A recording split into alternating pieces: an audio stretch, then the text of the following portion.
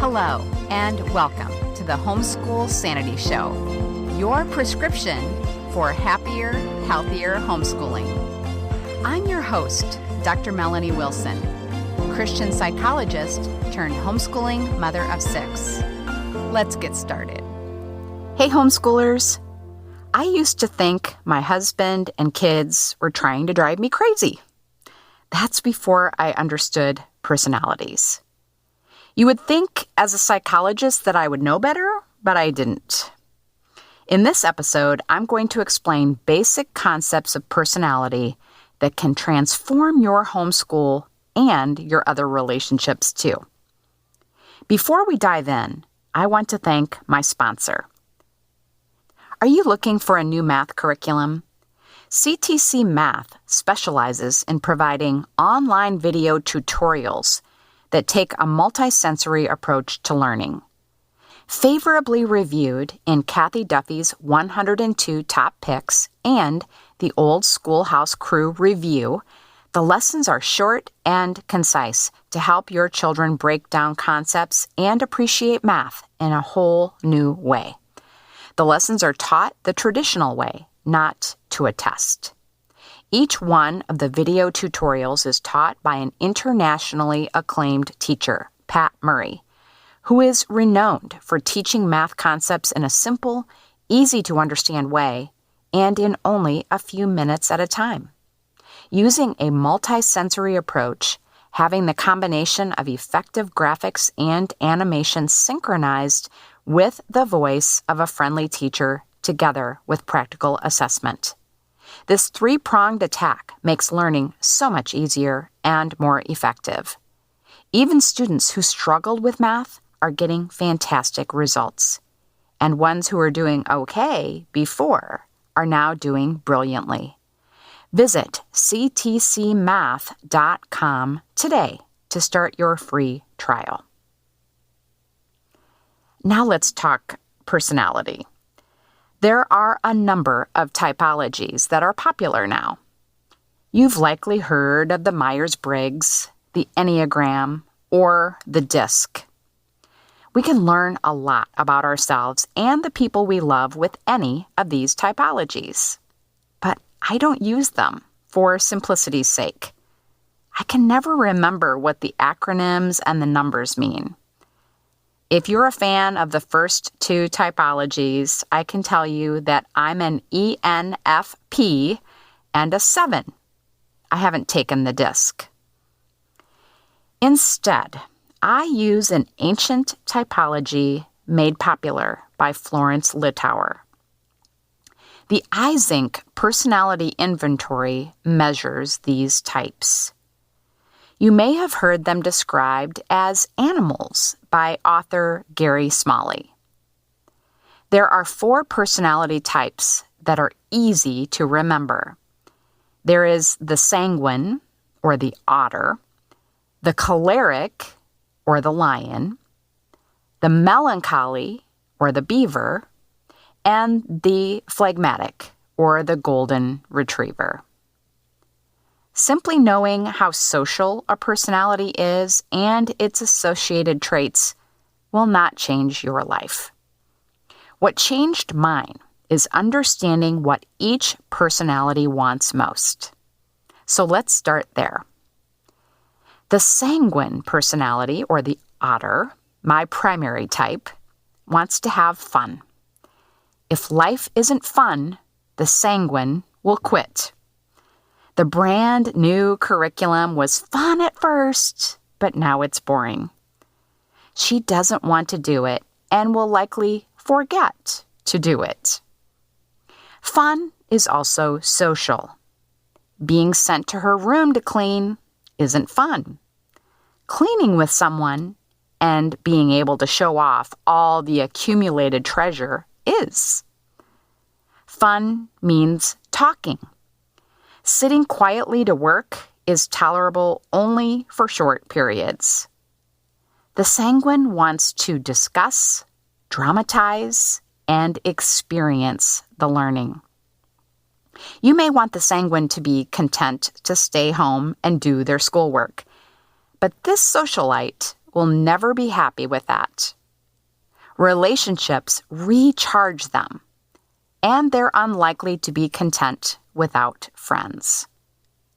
Fun is redecorating your room, not maintaining organization by hanging clothes up every day. Fun is setting up a new planner, not checking off your work day after day after day. You can try to shame a sanguine into being serious, but it won't work for long.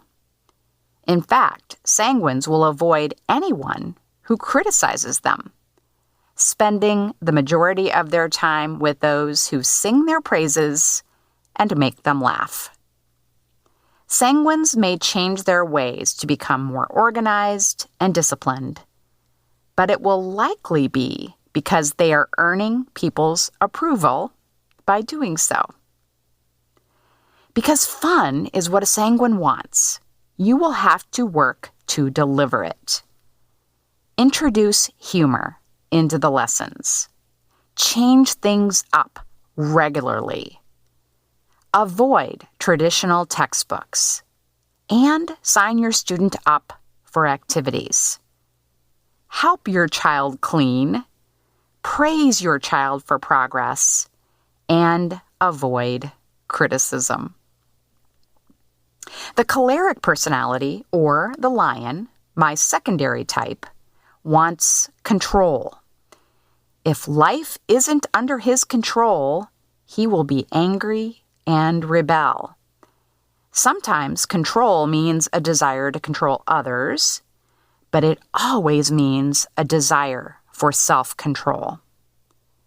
Control means achievement, but only in ways that matter most. The choleric has control when he gets good grades, but he doesn't want to waste time doing things he thinks are unnecessary. Control means deciding when to do school and chores. It doesn't mean following a schedule to the minute, especially when he gets older. Control also means deciding when to go to sleep. A choleric will listen to your arguments about getting enough sleep and will make his own decision on bedtime based on his goals. If it's important that he not be tired the next day, he may go to bed even earlier than you recommend. The choleric would like to teach more than be taught. He is social and wants to be respected for his contribution rather than being the subject of the empty praise that pleases the sanguine. Winning a competition, making money, or achieving a rank is evidence of contribution. Control for the choleric means reading the books he wants to read, exploring philosophies outside of what he's been taught, and asking people in authority challenging questions. He will not respect you if you aren't ambitious and self-controlled as he is. To homeschool a choleric, you will have to choose your battles and then fight to win. A choleric who can talk you out of anything will try to talk you out of everything, just to see if he can. Give your choleric student control over curriculum and schedule within boundaries you set. Hand him this control. Don't wait for him to demand it. Because it can be draining to deal with a choleric's desire for control, be conscious about communicating your love and respect. Make it clear that your love is not conditional on his agreeing with you. Affirm his strong will as a gift from God that can be used for his purposes. The melancholy or beaver personality wants perfection in herself and her environment. Without that perfection, the melancholy may become depressed. Perfection means getting all the answers correct, arriving on time, and putting things in their place. Many melancholies are musical and will embrace the practice makes perfect philosophy. They are sensitive to jokes at their expense, but feel free to criticize sanguines who do not embrace their desire for perfection. The melancholy, unlike the sanguine and choleric, is an introvert. She wants quality time with immediate family and a close friend or two. But she would prefer to avoid large groups and gatherings, as they drain her. Solitary pursuits recharge her. To homeschool a melancholy, provide opportunities for completion, if not perfection. This student wants to finish the whole book. Allowing these students to go back and correct mistakes to earn 100% will please them. Give your melancholy student a sense of order. Leave earlier for appointments. Devote a short time to cleaning up after projects. And give this student the chance to organize her room, your school space, and other parts of your home. But teach her to praise others for progress made instead of criticizing them. Protect your melancholy's quiet time. Keep social requirements to a minimum.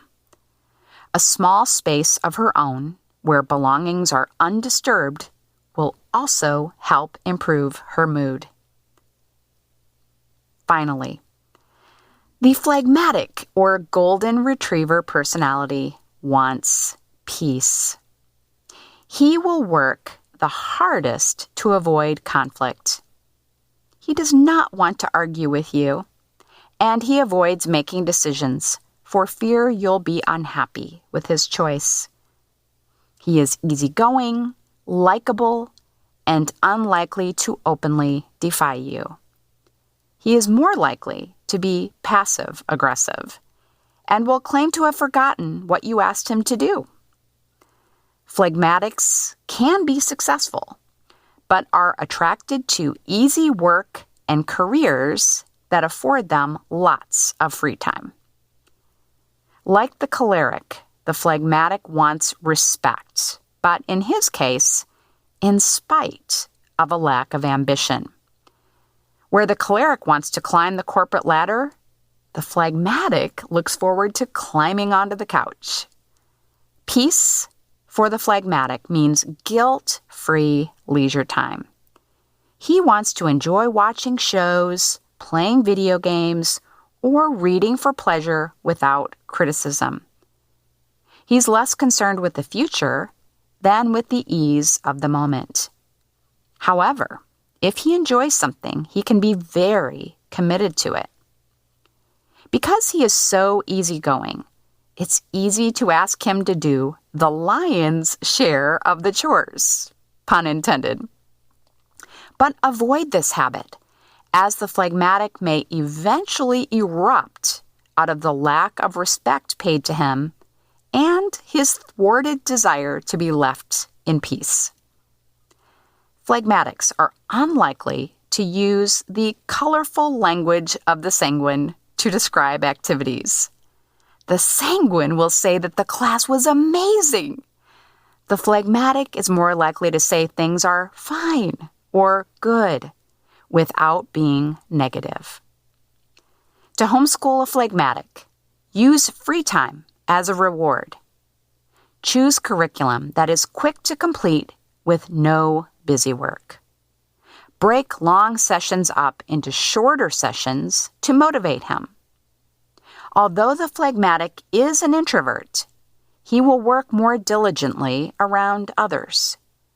Consider doing family schoolwork at set times, allowing your phlegmatic the chance to do as he pleases with any extra time he has. A visual timer can be useful for phlegmatic students. Consider adjusting school hours for phlegmatic teens who tend to like to sleep in. Give your phlegmatic student options. Ask which of 3 curricula he prefers, for example. Ask which of 2 extracurricular activities he wants to pursue. Affirm that you don't have a preference, or the phlegmatic will try to guess to please you. Never shame a phlegmatic for his desire to have free time, as this attempt to motivate is likely to backfire. Instead, praise him for work well done and for his agreeableness. Express your confidence that God will use these character traits for his purposes. To summarize, the sanguine wants fun. The choleric wants control. The melancholy wants perfection. And the phlegmatic wants peace. Now that I've explained how to homeschool each of these 4 personality types, I'm going to give you a quiz. These are things my kids have said or done. Which personality type are they? My son spends hours learning new songs on the guitar. Yes, melancholy. My daughter made no progress on cleaning her messy room until a friend came over. Yes, sanguine. My son said his computer class was fine. Yes, phlegmatic. My son quickly became a leader and earned a pay raise at work. Yes, choleric. You and your kids can be a combination of these personalities, but not the opposite pairings. You are not going to be a sanguine melancholy or a choleric phlegmatic. If you are interested in learning more, I recommend the book Personality Plus for Parents by Florence Lidauer. Find the link to the book and to my sponsor, CTC Math, by going to homeschoolsanity.com/personality. Join me next week as I share what to teach kids about dealing with difficult people. Have a happy homeschool week. Thank you for joining me. Happy, healthy homeschooling can be yours. It begins with one small step. Let's continue the conversation on social media. I'm at Psycho with 6. This has been a production of the Ultimate Homeschool Radio Network.